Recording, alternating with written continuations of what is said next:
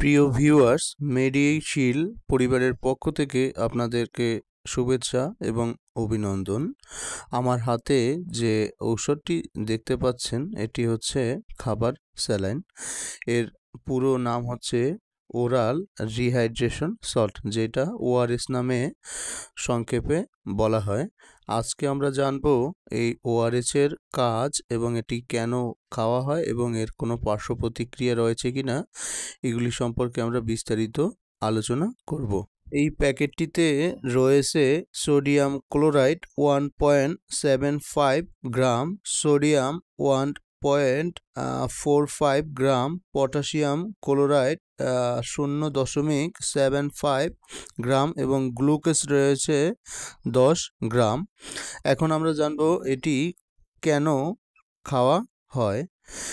আমাদের পানি শূন্যতা, রক্তে লবণের ভারসাম্য নষ্ট হয়ে যাওয়া এবং ডায়রিয়া, কলেরা, বমি, প্রচণ্ড গরম এবং শরীর ঘাম হলে স্যালাইন খাওয়া যেতে পারে। এখন আমরা জানবো স্যালাইন কিভাবে প্রস্তুত করা হয়।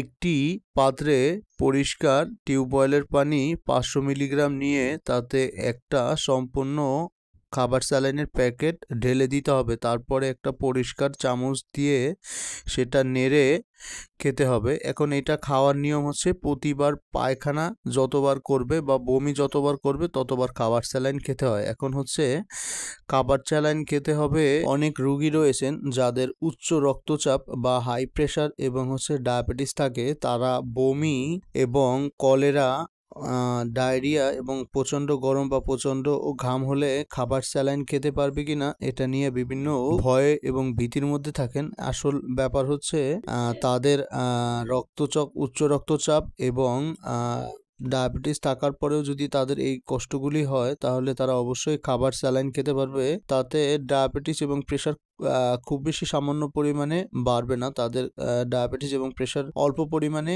বাড়বে, তাতে শরীরের তেমন কোনো প্রভাব পড়বে না। কিন্তু শরীর থেকে লবণ চলে গেলে বা শরীর থেকে পানি বের হয়ে গেলে এটা তাদের মারাত্মক রকমের ডিহাইড্রেশন সৃষ্টি হবে এবং এই ডিহাইড্রেশন কিন্তু মৃত্যুরও কারণ হয়ে যেতে পারে। তাই আমরা খুবই সচেতন থাকব।